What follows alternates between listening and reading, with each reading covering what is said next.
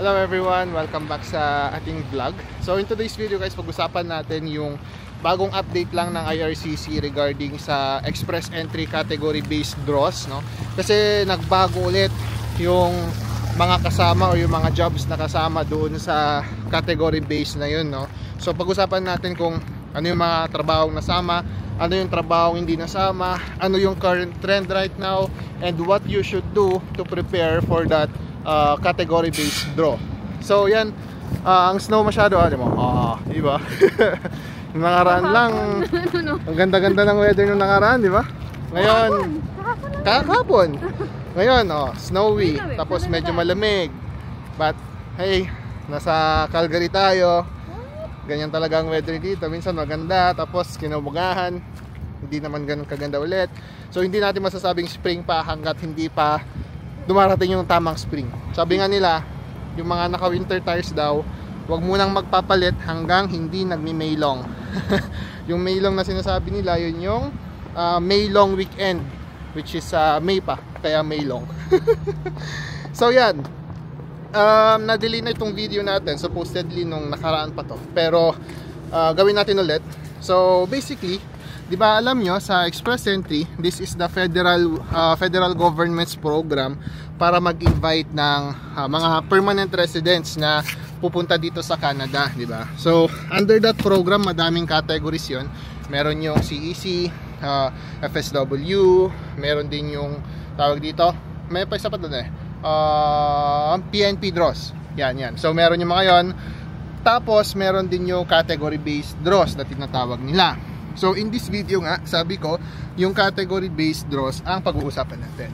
Before we discuss fully kung ano ba yung category based draws, siguro bigyan muna natin ng pansin yung importance ng express entry kung ano ba itong express entry. So basically, sabi ko sa inyo kanina, express entry is the federal program na nag-i-invite ng mga mapa-permanent resident dito sa Canada. So may mga iba-ibang programs yan. So how express entry works, basically may mga profiles yan. So each individual profiles ilalagay nila sa pool.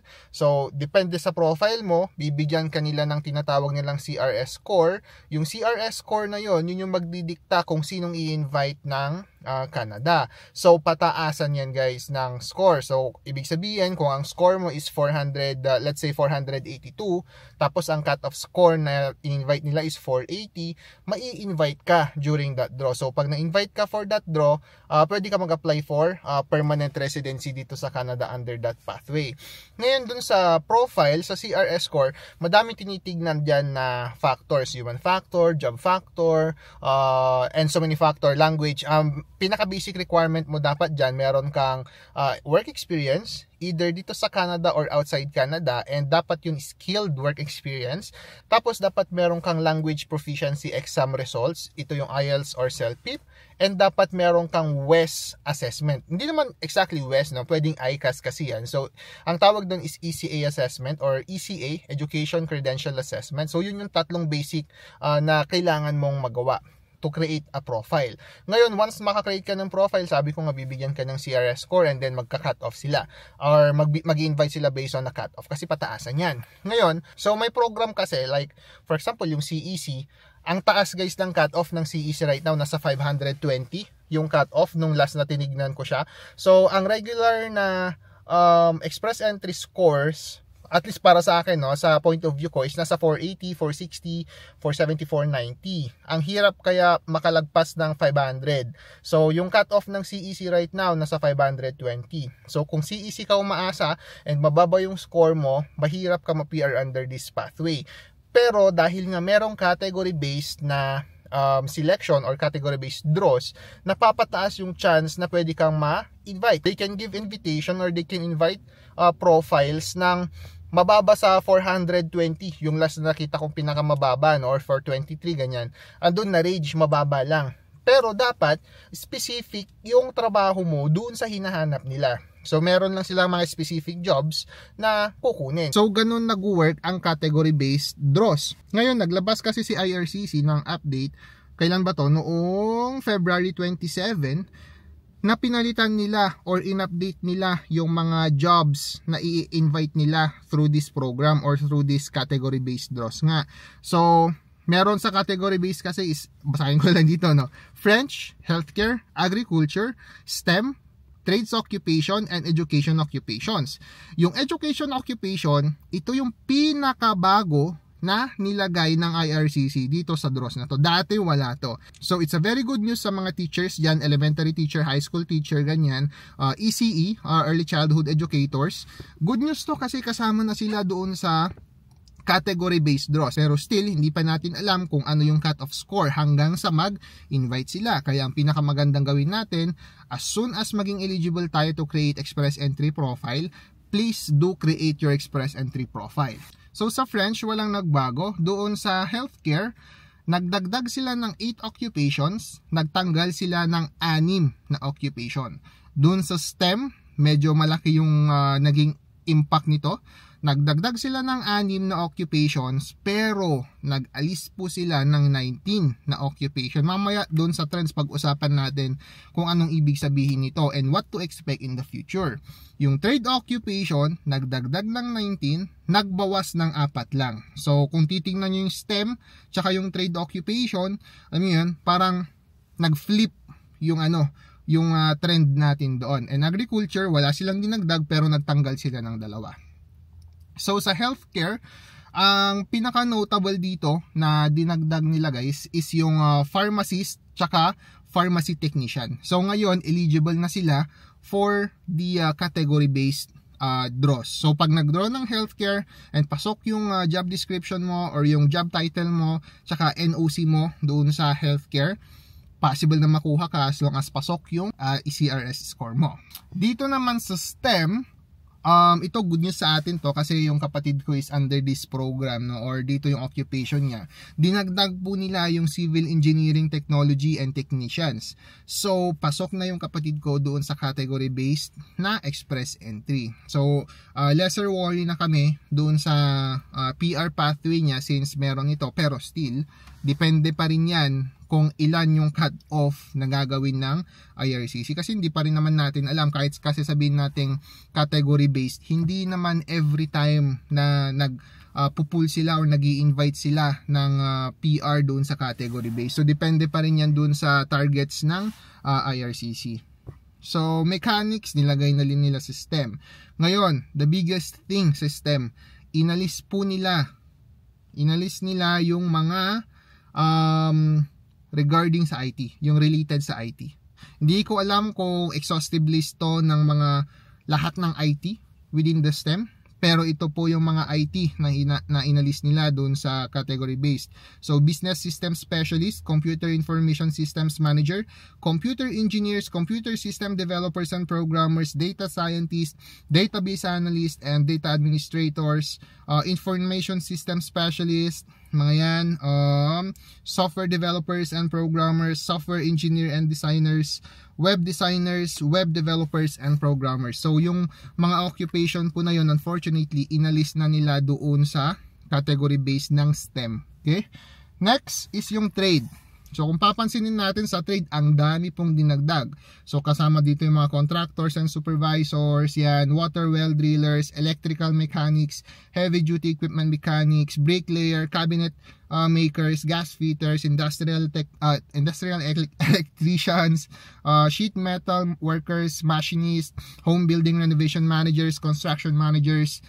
At saka yung pinaka-excited dito is yung cook. Nilagay nila yung cook doon sa trade occupation. So kasama na po yung mga cooks, chef doon sa trade occupation. So good thing dinagdag na nila ang cook kasi mas magiging madali na para sa mga cooks natin na ma-PR dito. Lalong-lalo na guys, alam natin 'di ba?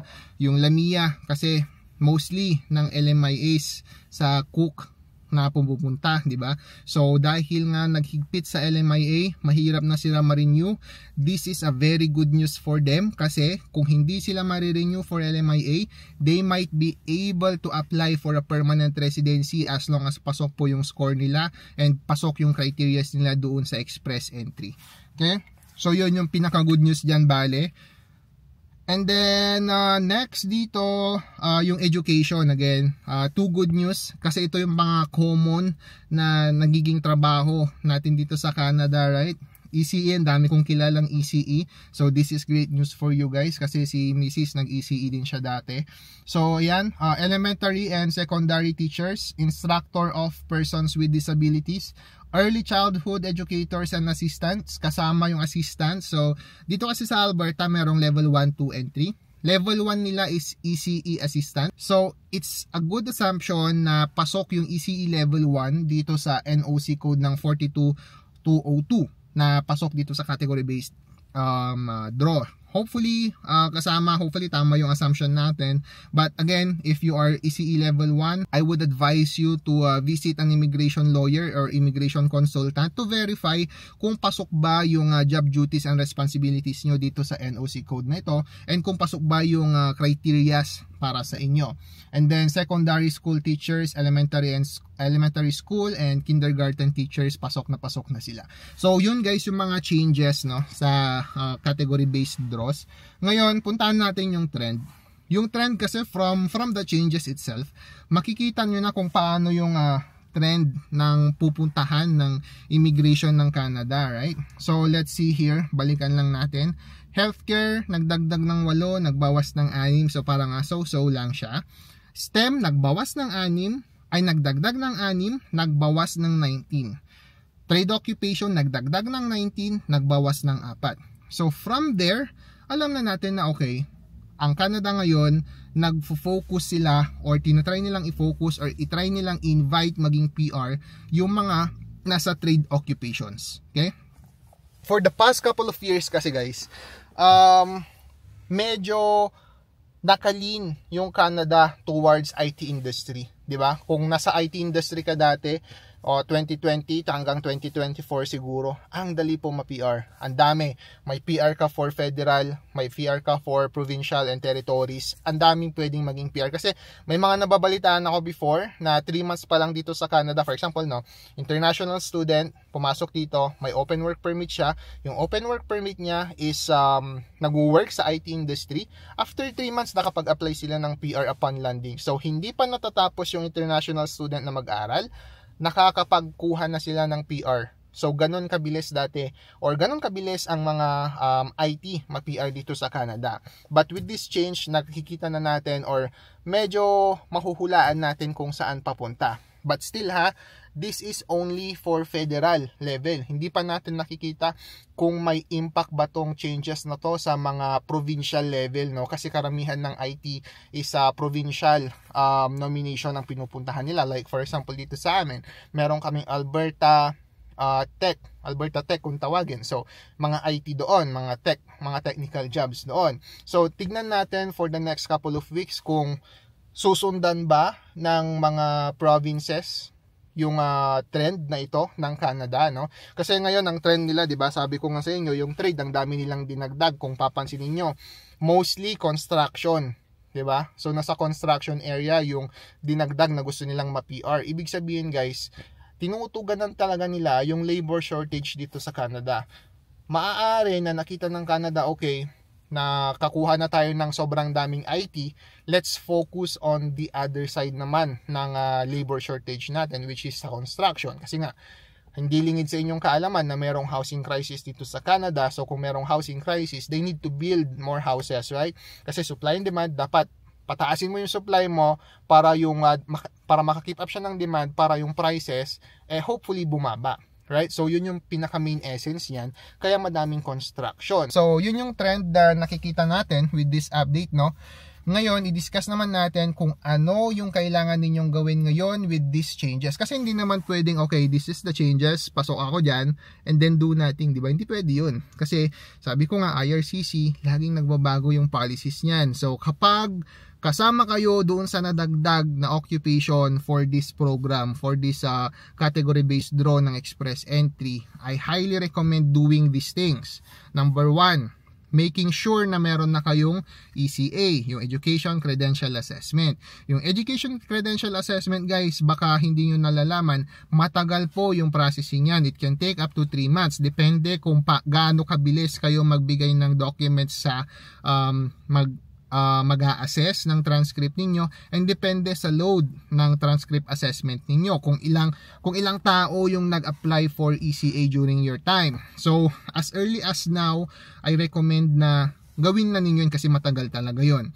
So yung ECA kasi basically sasabihin sa'yo kung ilan yung equivalency nung inaral mo dyan sa Pilipinas or kung saan man kayo dito sa education system ng Canada. Number 2, kailangan mo nang i-check yung validity ng IELTS or CELPIP scores mo.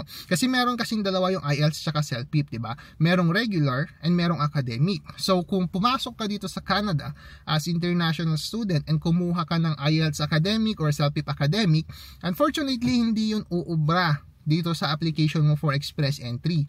Kailangan yung express entry English proficiency test results mo is valid and dapat naka-general siya. So yung validity kasi ng English test is 2 years. So make sure na valid yung language test niyo once you created your express entry profile and hanggang sa ma-invite kayo. Kasi magiging valid lang yung express entry profile ninyo up to the validity lang din nung language proficiency ninyo. For example, ma-expire yung language proficiency ninyo next month, tapos nag-create kayo ng express entry profile ngayon, valid lang siya hanggang next month and then you need to renew it. So I recommend checking the validity and then retake if necessary. Kung wala pa kayong English proficiency test, I suggest na mag-review na and take your test as soon as possible. Pangatlo, kunin na ninyo lahat ng documents ninyo, yung mga birth certificate, marriage contract, transcripts ninyo, resume ninyo, employment records ninyo and everything. Kunin na ninyo lahat para updated kayo lahat at once ma-invite kayo, ready lahat ng documents ninyo to submit sa IRCC. And of course, hindi mawawala pag nakuha nyo lahat ng yon, please create your express entry profile as soon as possible. Bakit ko ni-emphasize na as soon as possible? Kasi guys, di ba, pataasan ng score. So kahit category based yan, pataasan pa rin yan ng score. Let's say 420 yung cut-off score. Kahit 420 ka, may chance na hindi ka ma-invite. Why? Kapag yung 420 na yon, marami kayo sa 420 na yan. For example, ang draw lang is, let's say, 4,000 candidates, 420 and above.